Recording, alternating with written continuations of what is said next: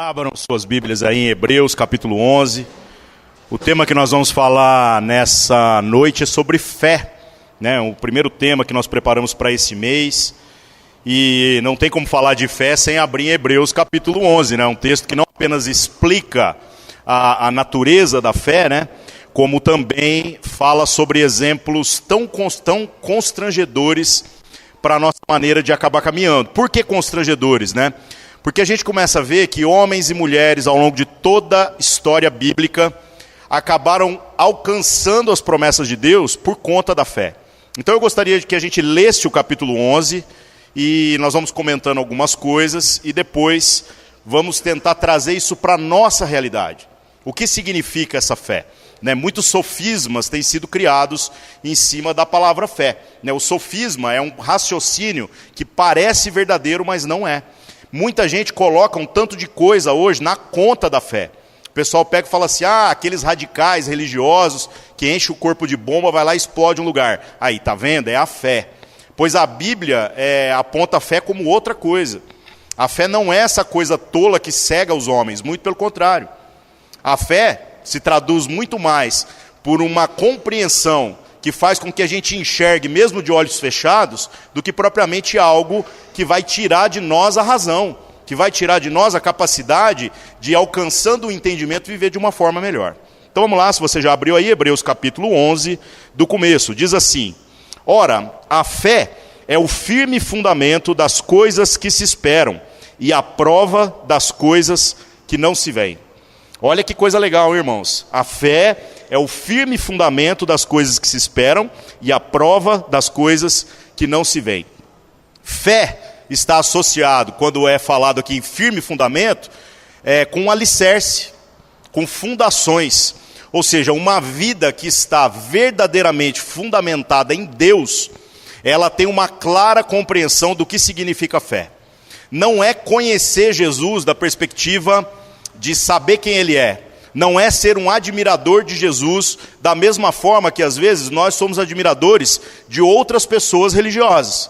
Uma vez eu quase apanhei, porque eu botei uma citação no meu Facebook do Chico Xavier.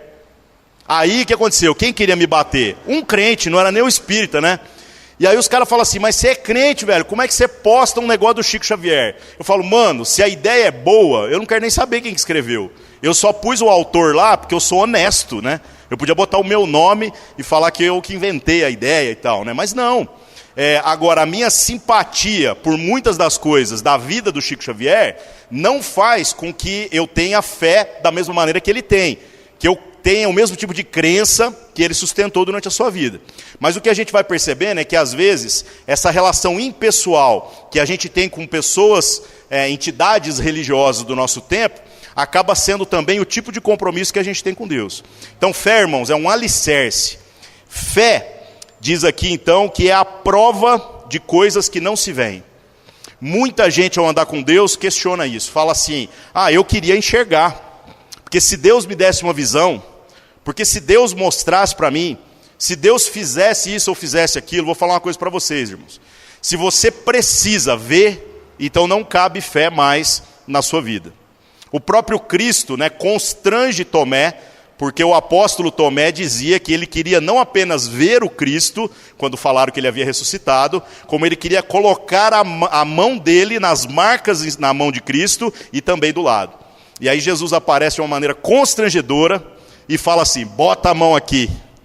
E aí você pensa que situação ruim, né? Que ele teve que botar o dedo no furo da mão e ele teve que botar o dedo do lado de Cristo para ver que era verdadeiramente Jesus. E Jesus ainda emenda dizendo assim, felizes são aqueles que não viram e creram. Então a fé, ela não pode ser baseada numa expectativa de que você seja convencido em todos os seus sentidos. Muito pelo contrário. Até porque, irmãos, a fé significa a gente ter a plena convicção do que é a vontade de Deus, além dos nossos sentidos. Porque é muito fácil falar em fé quando a gente não está com o cartão de crédito estourado. É muito fácil falar em fé quando a gente está ganhando bem, está empregado. Quando a gente está namorando e o namoro está bem, ou está casado e o casamento está bem. Quando os seus filhos não estão dando problema. Quando tudo coopera, é muito fácil falar de fé. No entanto, irmãos, a fé se torna mais necessária é nos momentos de tempestade. Nos momentos em que o dinheiro falta. Até o que o Guilherme compartilhou aqui sobre onde está o nosso coração, a gente começa a ver qual é a profundidade da nossa fé. Por quê? Porque se eu realmente tenho a convicção da vontade de Deus, então as circunstâncias não mudam a natureza do meu compromisso. Se o meu compromisso oscila, é porque provavelmente a minha fé é rasa. Provavelmente a minha fé ainda não alcançou uma maturidade segundo aquilo que Deus deseja. Continuando, verso 2. Porque por ela os antigos alcançaram testemunho. Pela fé entendemos que os mundos, pela palavra de Deus, foram criados, de maneira que aquilo que se vê não foi feito do que é aparente. Olha outra coisa aqui, que passa às vezes desapercebido, e a gente não se aprofunda no nosso relacionamento com Deus, por estarmos fixados demais naquilo que é aparente. Irmãos, a Escritura toda fala sobre um Deus que não é um Deus de fazer, não é um Deus da ação que Ele promove, não é um Deus da cura que Ele traz, não é um Deus que, quando é invocado, então responde.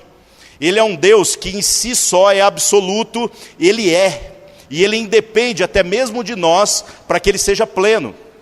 Ou seja, a natureza de Deus está mais associada ao ser do que propriamente ao fazer.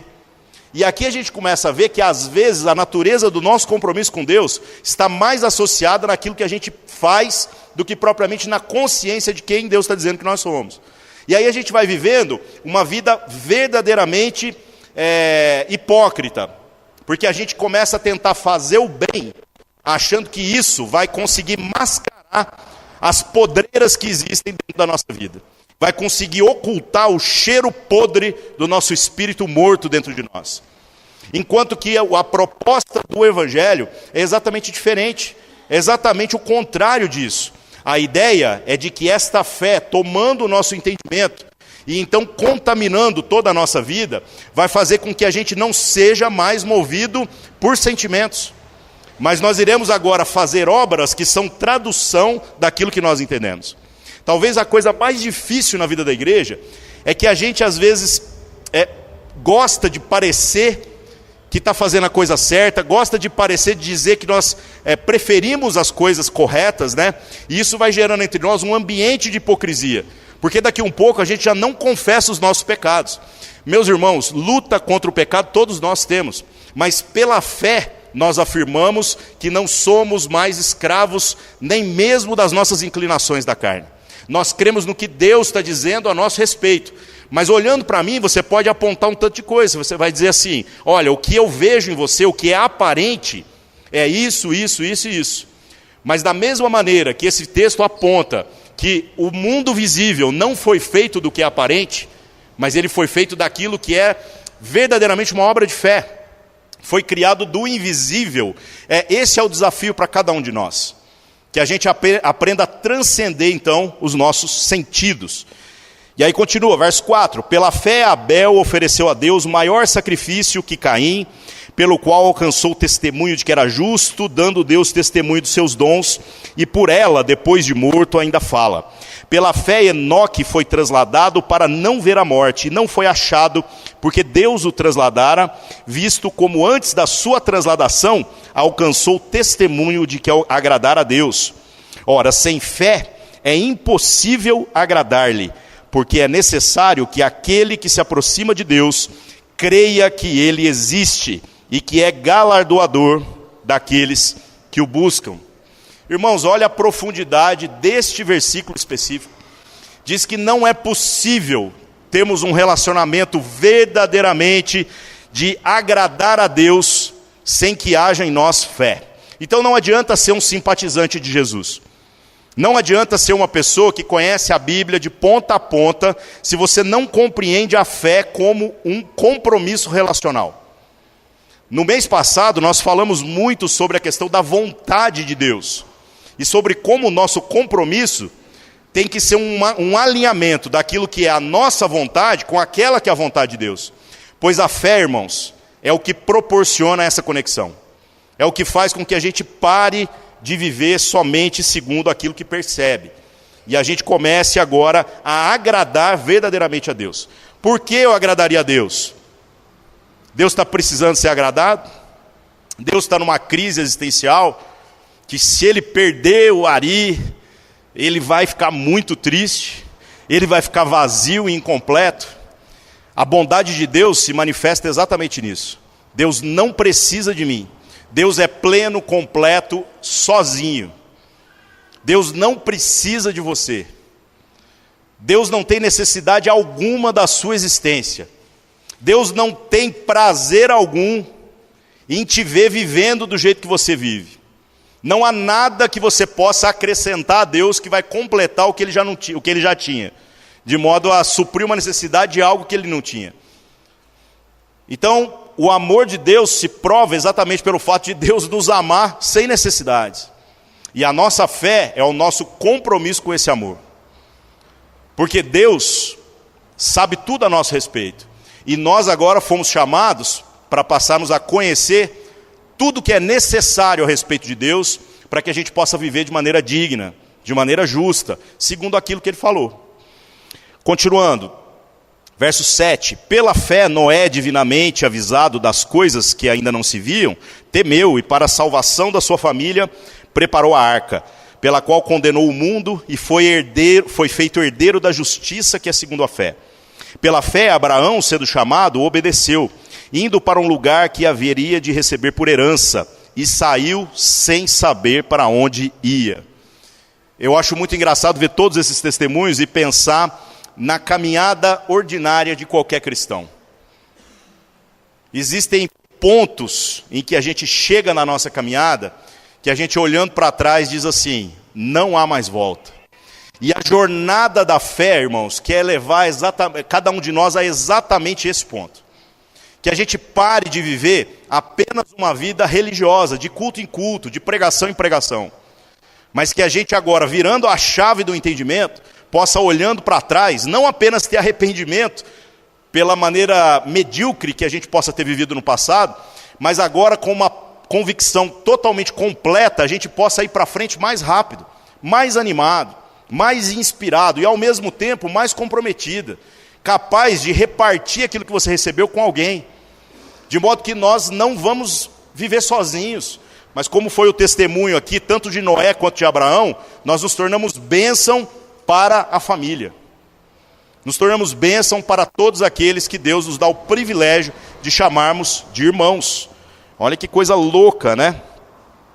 Verso 9. Pela fé habitou na terra da promessa, como em terra alheia, morando em cabanas com Isaque e Jacó, herdeiros com ele da mesma promessa. Irmãos, o que isso é diferente da nossa vida? A palavra diz que nós somos peregrinos em uma terra estrangeira. Nós somos pessoas que estão de passagem nessa terra. A pergunta é, nós vivemos como se estivéssemos em passagem, ou nós estamos tentando fazer de tudo para tornar essa existência o mais confortável e duradoura possível? Nós não temos controle sobre a duração da nossa vida. Por isso, irmãos, é complicado pensar em trabalhar, em juntar um pouco mais, se o foco disso não estiver devidamente ajustado. Se não houver verdadeira fé em tudo que a gente faz, sabe o que vai acabar acontecendo? Você se corrompe com o trabalho. Ou você se corrompe com o dinheiro, você se corrompe com os estudos. E a gente começa daqui um pouco justificar que todas essas coisas são mais importantes do que ter um relacionamento genuíno com a vontade de Deus. Pois não é, irmãos. Nós temos que alinhar essas coisas na nossa vida com aquilo que Deus deseja para nós. Verso 10. Porque esperava a cidade que tem fundamentos, da qual o artífice e construtor é Deus. Ou seja, Abraão esperava uma cidade que não é desse mundo.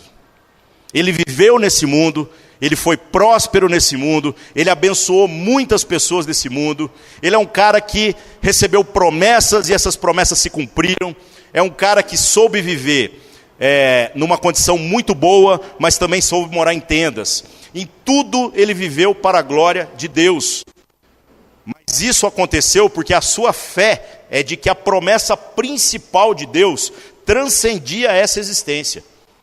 Essa profundidade de fé, irmãos, precisa alcançar a nossa vida. A própria Escritura diz que se as nossas esperanças se limitam a esta vida, então com certeza nós seremos os mais miseráveis de todos os homens. Então, que fé é essa, né? Continuando, verso 11. Pela fé também a mesma Sara recebeu a virtude de conceber e deu à luz já fora da idade, porquanto teve por fiel aquele que lhe tinha prometido. Pelo que também de um, e esse já amortecido, descenderam tantos, e a multidão como as estrelas do céu, e como a areia inumerável que está na praia do mar.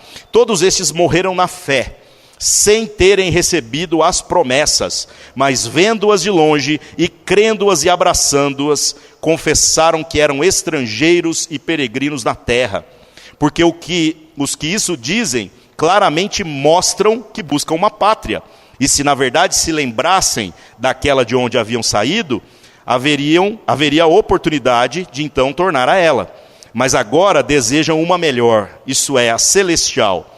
Pelo que também Deus não se envergonha deles, e de se chamar seu Deus, porque já lhes preparou uma cidade. Pela fé ofereceu Abraão a Isaque quando foi provado.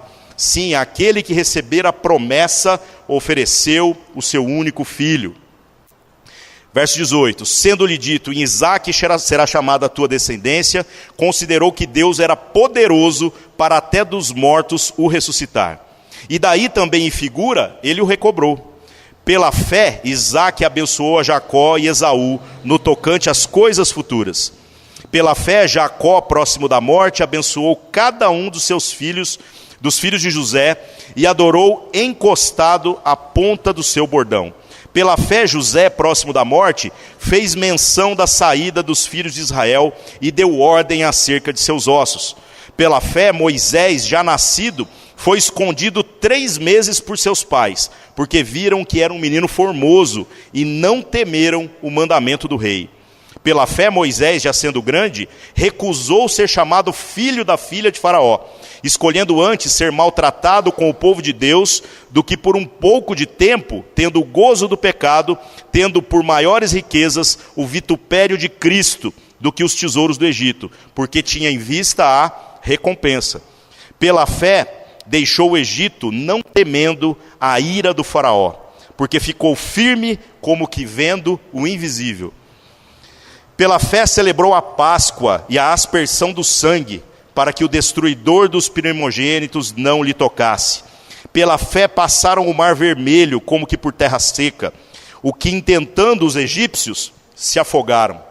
Pela fé caíram os muros de Jericó, sendo rodeado durante 7 dias. Pela fé Raabe, a meretriz, não pereceu com os incrédulos, acolhendo em paz os espias do povo de Israel. E que mais direi?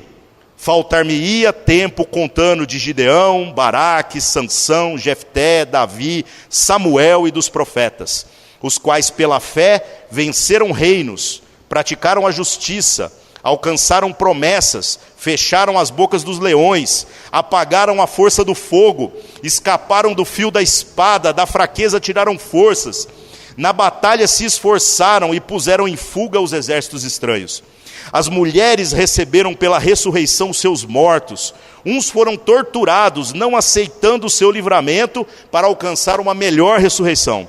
E outros experimentaram escárnios, açoites, cadeias e prisões. Foram apedrejados, cerrados ao meio, tentados, mortos ao fio da espada. Andaram vestidos de peles de ovelhas e de cabras, desamparados, aflitos, maltratados. Homens dos quais o mundo não era digno, errantes pelos desertos e montes, e pelas covas e cavernas da terra. E todos estes, tendo tido o testemunho da fé, não alcançaram a promessa, provendo Deus alguma coisa melhor a nosso respeito, para que eles, sem nós, não fossem aperfeiçoados. Irmãos, o que esse texto acaba trazendo para nós? O constrangimento de ver como a Escritura fala sobre a existência de homens e mulheres de fé. Pessoas que creram em algo que não estava nem de longe próximo, da mesma maneira que o Evangelho está acessível a cada um de nós. E nós, infelizmente, acabamos vivendo uma fé que não tem nada a ver com a fé dessas pessoas. Então você pode reclamar dos seus problemas, você pode falar das suas crises familiares, você pode falar do seu problema de grana, do seu problema no trabalho, mas eu tenho certeza que não tem ninguém aqui que está no desespero de fechar a boca do leão, da fogueira que vão botar no seu pé te queimar e coisas similares ao que esse povo viveu. A nossa vida é um passeio, a nossa vida parece que a gente é carta branca perto do que homens e mulheres viveram por fé e não vacilaram na sua convicção. Isso tudo é para que a gente olhe para a nossa própria vida e comece a fazer as contas. Verdadeiramente, eu vivo essa fé ou a minha fé é uma coisa superficial? A minha fé é algo que fica só no âmbito do serviço religioso, de tentar fazer o bem, tentar não fazer o mal e tentar ter uma vida de vai para a igreja de vez em quando, tal, e aí tá bom demais. Na hora do desespero faz as suas orações. Na hora que está tudo bem, a gente nem lembra que Deus existe. Que fé medíocre é essa que nós vivemos? A fé tem sido confundida nos nossos dias, né, com pensamento positivo. Eu já falei isso em diversas ocasiões, mas eu falo para a galera que eu não acredito em pensamento positivo. Pensamento positivo não segura uma diarreia na hora que ela vem. Você chega em casa, você está apertado para ir no banheiro, você chega em casa, tem que abrir a porta, tem que correr para o banheiro. Não adianta você falar assim, amanhã cedo eu vou. Vai escapar. E alguns homens estão trabalhando esse tipo de coisa. Estão dizendo para você assim, não, pensa positivo. É óbvio, irmãos, que pensar negativo também não ajuda, viu? E que coisa ruim é andar com uma pessoa que só pensa negativo. Qualquer ideia que de repente você tem, qualquer sonho que você tem, o cara vira e fala assim, não vai dar certo. Chato, né? Mas pensar positivamente, achando que isso é fé, não é verdade. Cuidado. O mundo trabalha nisso daí. O mundo hoje quer te levar a essa ideia de que se você declarar, o negócio vai dar certo. Meus irmãos, Deus tem compromisso com aquilo que é o seu desejo, ou Deus tem compromisso com aquilo que é o desejo dele? Essa é a grande pergunta. E ele, como bom pai, você acha que ele vai te dar algo que faz mal para você, só porque você quer muito? Sabe aquelas crianças que você leva no supermercado assim, e a criança dá uma birra, velho? Aí hoje, sabe o que o pessoal fala? Os psicólogos falam assim, não leve o seu filho no supermercado. Por quê? Porque senão ele vai querer tudo, e aí vai ficar um clima constrangedor para você, porque a criança dá birra, né? Como era bom antigamente, né, gente? A boa e velha psicologia da chinelada, né? Porque a minha mãe tinha que me levar no supermercado, ela ia me deixar com quem? Eu morei em 14 casas em 3 cidades até os meus 15 anos. Então não tinha onde deixar, velho. Aí a gente ia para o supermercado. E você fala assim, mas você não ficava, mãe, quero isso, mãe, quero aquilo. Só umas vezes, velho. Mas a psicologia da chinelada resolvia o bagulho. E aí a gente virava um filho assim profundamente alinhado com a vontade dos nossos pais. Às vezes o nosso relacionamento com Deus é um relacionamento como de uma criança birrenta. Porque a gente não quer alcançar maturidade. O meu filho hoje eu fico até achando engraçado. Eu falei tanto não para ele quando era criança, que agora ele não quer nada.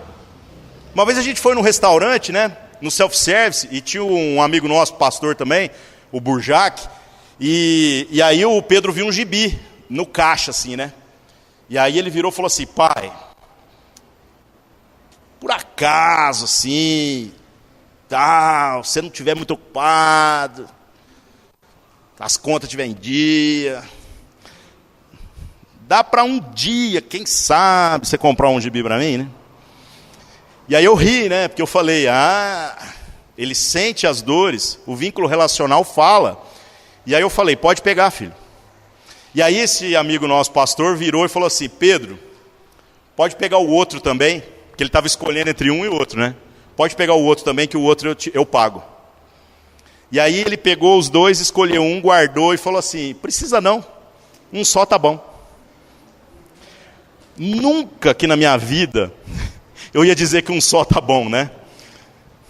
Então, irmãos, a gente precisa entender que às vezes nós somos essa criança birrenta, que está buscando não um alinhamento com aquilo que é a vontade dos seus pais, mas a gente está buscando tentar manipular, constranger, distorcer para alcançar aquilo que é o nosso próprio desejo. Então, fé não é pensamento positivo. E fé não é uma convicção baseada em interesse. Não adianta você buscar Deus querendo apenas aquilo que lhe convém. E infelizmente, meus irmãos, muita gente está vivendo essa fé distorcida. Muita gente está vivendo uma fé rasa. Fé não é o que você faz para se salvar. Não é.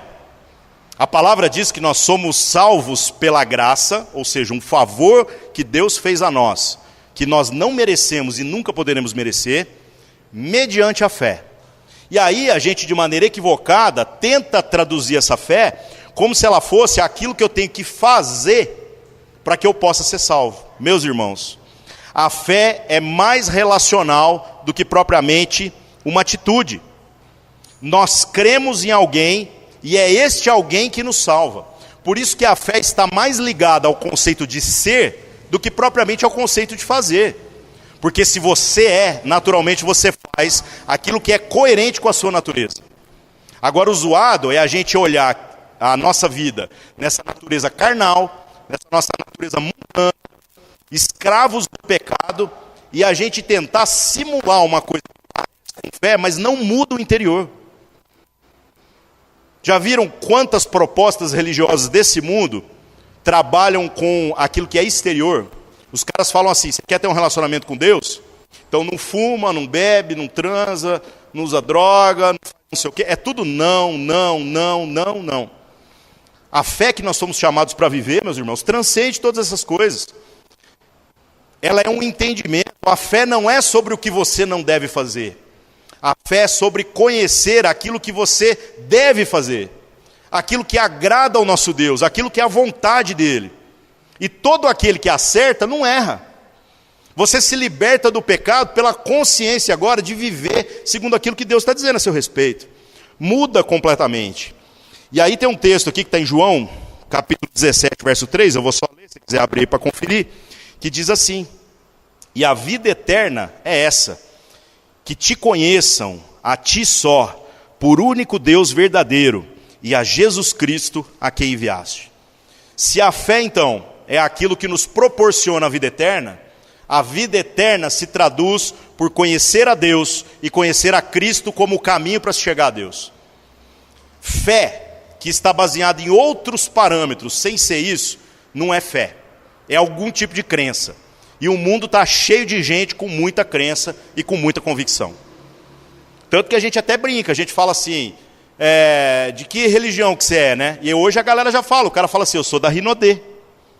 Porque virou uma religião, né? O cara, ele não se contenta só em ir lá e cultuar o bagulho. Ele quer evangelizar todo mundo. E tantas outras coisas.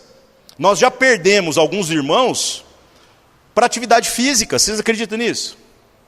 O cara precisa fazer atividade física, aí ele começa a treinar alguma modalidade, aí de repente ele começa a empolgar demais, aí ele começa a comprar acessório demais, e dali um tempo, ele não tem mais tempo para sentar com a gente, porque ele diz que aquilo é mais importante. Ou seja, o fazer. Irmãos, isso não faz sentido. O verdadeiro conhecimento de Deus e de Cristo como seu enviado é a fé salvadora. Não há fé além disso, meus irmãos. E aí, infelizmente, a gente chega na conclusão de que é possível ouvir a palavra pregada, a gente é capaz, às vezes, de repetir a palavra pregada, a gente é capaz de explicar a palavra pregada, e ainda assim, a gente pode não ter fé verdadeira. Isso talvez é o que mais atrapalha a vida da igreja. Porque nós somos tantos, né? E se você começar a andar com um e com o outro, você começa a ver claramente quem verdadeiramente está andando para aquilo que é o desejo de Deus e quem não está. Eu sempre dei testemunho aqui a respeito da minha amizade com o Rafael e com o Gustavão, sobre como eu fui inspirado a partir da fé que eu via neles. E não apenas deles, mas em toda a família deles, no trato dentro de casa e todas as coisas. Então eu já era crente há muitos anos. Eu já frequentava culto há muito tempo. Eu já sabia todo o discurso. Eu já tinha evangelizado talvez mais de centenas de pessoas. Ou seja, eu tinha tudo que é o pacote do politicamente correto. O pacote do como ser um bom evangélico. Mas quando eu encontrei esses caras, essa família, que eu percebi que tinha uma fé muito mais profunda do que a minha, eu resolvi começar a colar com eles. Eu comecei então a colar com eles e fazer um esforço de estar junto, porque eu falei, eu quero ter fé desse jeito. E isso foi um divisor de águas na minha vida. Mudou completamente a minha relação, porque eu parei agora de ser um crente que conhecia a teoria, ou de que fazia a prática pela motivação correta. Eu fui desafiado aí um pouco mais. E a gente foi tão mais, mas tão mais, que o ponto do limite já passou há muito tempo, né? Graças a Deus por isso. Nós podemos viver uma vida inteira, irmãos, frequentando cultos, e ainda assim nós sermos espiritualmente mortos, se não houver em nós uma fé genuína. E aí você me pergunta, que fé é essa? Mastiga mais. A Escritura diz, meus irmãos, que a fé, assim como a salvação, ela é um dom de Deus. Se você conhece uma pessoa de fé verdadeiramente, e você não a inveja no bom sentido da expressão, de dizer assim, eu gostaria de viver desse jeito, então você está acomodado e vivendo de maneira medíocre. E se você acredita que tem fé, se você acredita que já recebeu da parte de Deus algum entendimento, mas você não é responsável por ajudar aqueles que você pressupõe que não alcançaram, então a sua fé também é uma mentira. Tem um teólogo puritano bem interessante, chamado Arthur Pink, ele fala a respeito de fé de uma maneira extraordinária, tentando trazer assim para a prática, trazer para a nossa realidade, trazer para a nossa crise, da nossa dureza de coração e de entendimento. Ele diz assim, a fé não é um mero concordar intelectual com a verdade, mas um vivo, espiritual e vital princípio no coração. A fé começa aqui, com certeza. É uma fé que pensa, é uma fé que compreende as coisas de Deus. Mas ela irradia para todo o nosso corpo, para toda a nossa vida, para toda a nossa existência. O que somos em Deus se traduz agora em uma existência diferente. E aí ele continua. Essa fé é uma fé que purifica o coração, que atua pelo amor, que vence o mundo. Uma fé que é divinamente mantida em meio a provações por dentro e oposições por fora. É uma fé que exclama, ainda que ele me mate, nele confiarei, como Jó falou lá no Antigo Testamento. Alcançamos esse tipo de entendimento? Ou a gente está só reclamando da nossa relação com Deus? Ou a gente está buscando Deus só quando há algo que nós estamos querendo completar no que nos falta? A fé deve operar na nossa vida, irmãos, em todas as nossas atividades. Deus tem que ser glorificado e o nosso modo de viver tem que ser edificado. Se essas duas coisas não são uma realidade na nossa existência, então não há verdadeira fé em nós. Olha o que eu falei, hein? Deus tem que ser glorificado e nós temos que ser edificados. Nós temos que chegar um pouquinho mais perto de quem Jesus é, e Deus tem que ser glorificado por aquilo que a gente faz. Já viram como hoje se tornou uma coisa da moda, né? O pessoal vai lá, pratica ação social e bate a selfie da ação social. Não é verdade? Vai distribuir o agasalho, o marmitex ou qualquer outra coisa e bate a selfie da parada. Eu já vi até uns abusos onde a galera evangeliza e já bate a foto da selfie com o evangelizado. O cara dá esmola e faz um post no Facebook sobre a esmola que deu. E todas as palavras de Jesus a respeito dessas coisas vão ficando de lado. Jesus falou que se a sua mão direita fizer uma coisa boa, não é para a esquerda nem ficar sabendo. Quanto mais para a gente sair contando para os outros. Para vocês verem como fazer ocupou o lugar na nossa vida do ser. A gente está mais preocupado em parecer ser gente boa, em fazer coisas que dizem que pessoas boas fazem, do que propriamente ter uma reflexão segundo aquilo que Deus deseja. Como então Deus vai ser glorificado e nós podemos ser edificados? Na leitura da palavra, Deus é glorificado e nós somos edificados. João capítulo 20, verso 31 diz assim, ó, estes, porém, foram registrados para que creiais. Está falando sobre os sinais e o testemunho e tudo aquilo que Cristo fez. Lá diz, isso foi registrado para que creiais. Então entenda uma coisa, meu irmão. Escritura é o que gera fé na nossa vida. A própria palavra diz que a fé vem pelo ouvir, e o ouvir da palavra de Deus. Pois a palavra de Deus está aqui.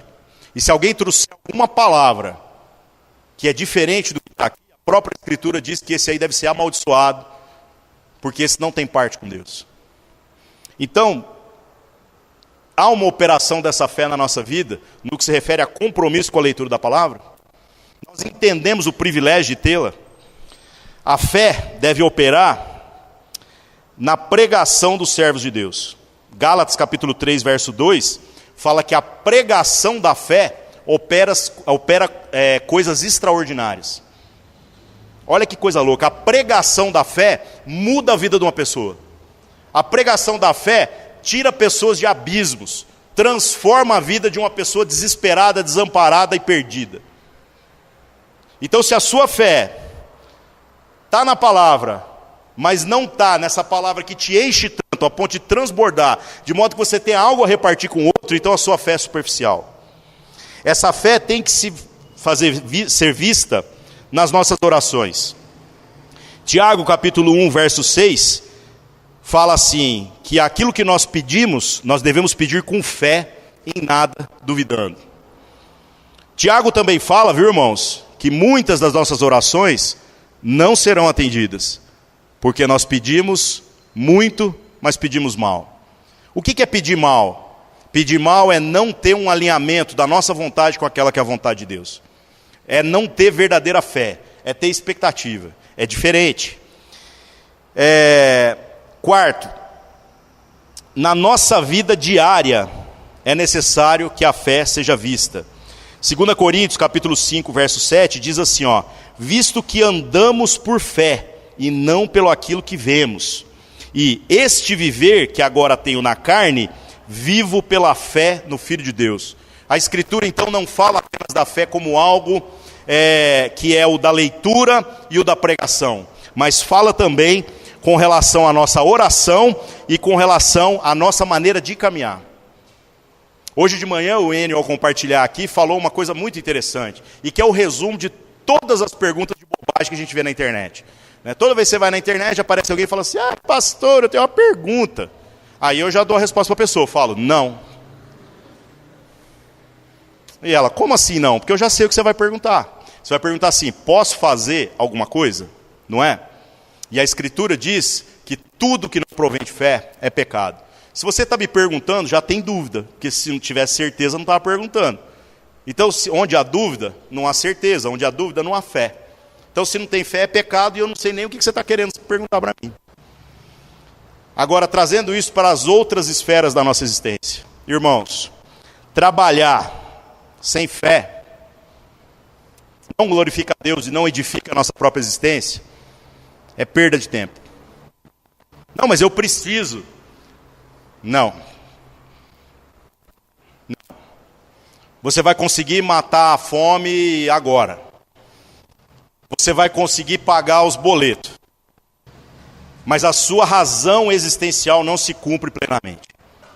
Até porque, irmãos, o mundo não está precisando de político pastor, e daqui um pouco nós vamos querer que todo mundo seja pastor, né? Dentro dessa perspectiva do pastor que não faz nada. O mundo está precisando de cristãos engajados que entendam que todos nós fomos chamados para viver em fé, viver por fé. Então não existe profissão que Deus não pode ser glorificado e que a gente não é edificado com tudo aquilo que nós somos usados por Deus. Não existe profissão onde Deus não te use.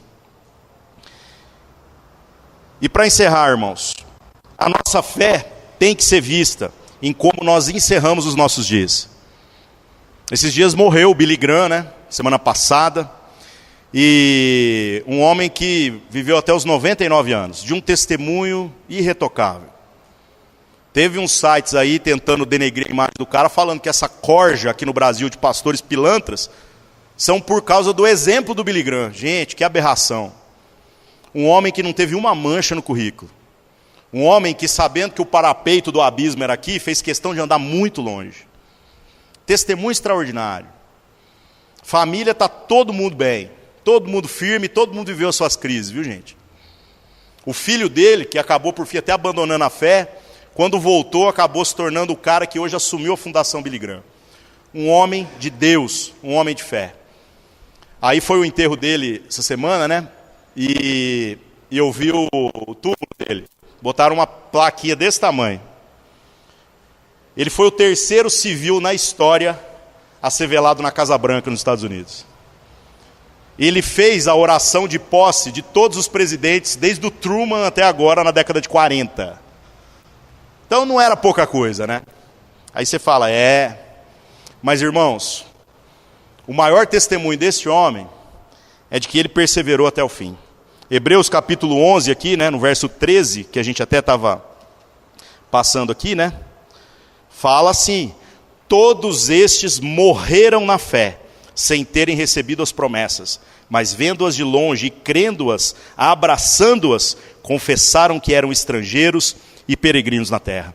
Então a pergunta é a seguinte: a nossa caminhada com Deus não é sobre como ela se inicia, é sobre como ela termina. Então a nossa fé se traduz em uma vivência que no final nós vamos poder olhar para o seu testemunho e dizer assim: esse é um homem ou uma mulher que verdadeiramente andou com Deus.